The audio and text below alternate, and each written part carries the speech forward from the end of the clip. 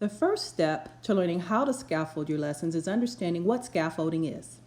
Scaffolds are types of supports, whether it's for a building or in this case, for your students. Supports for your students include the steps that they have to take to reach your end goal. So to see how this worked, we've got this standard here from 3rd grade, fluently adding and subtracting within 1,000 using strategies and algorithms. It's just a basic standard we're going to take and teach you how to pull it apart or to scaffold it for your students. The first step in pulling this standard apart is we're looking for keywords that we can break down further.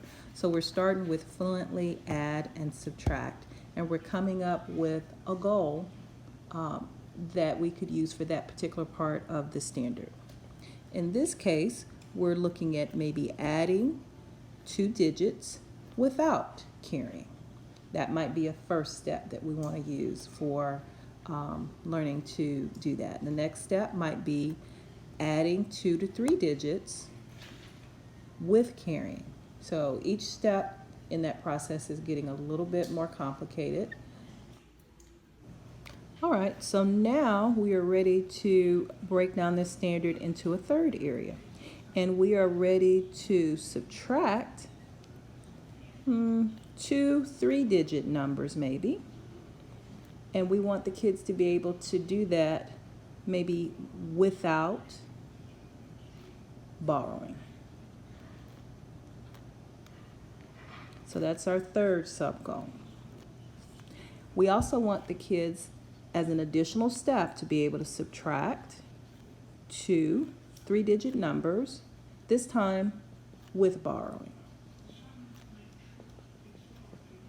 And then you'll notice each of these steps is getting us closer to them being able to fulfill the goal for that standard. So now we have a total of 4 sub-goals that the children must master to meet that overall standard. We've broken that standard into 4 kind of sub-goals. All right, now we are ready to state our learning goals for each lesson based on these sub-goals we've created. So we're going to say students will be able to, or if you want to abbreviate it, you could use SWBAT. Sometimes you'll see that. Students will be able to do each of these things. The adding without carrying, adding with carrying, subtracting without borrowing, and subtracting with borrowing.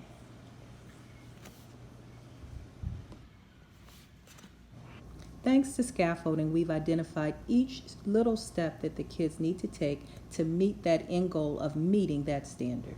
Now it's simply a matter of creating individual lesson plans for each sub-goal. For videos on how to write a good lesson plan, check out training for months 1 to 3 on our website. So what do you do when the video's over but you still need more information? That's easy. Introducing Newbie, a resource for new and developing teachers.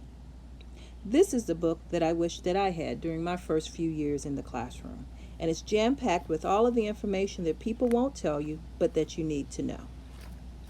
Imagine information in one place on how to develop effective lesson plans, complete with lesson planning templates, samples, and examples that you can use right away.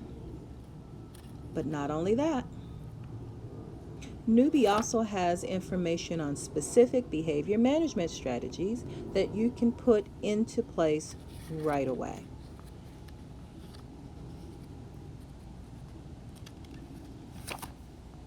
And it has lots of other helpful information, including information you won't find anywhere else, like how to develop an ideal class culture, or information on organization and on time management, something that is really key during your first few years on the job. But supplies are limited, so take advantage of this opportunity and order now. Your kids will sure be glad that you did.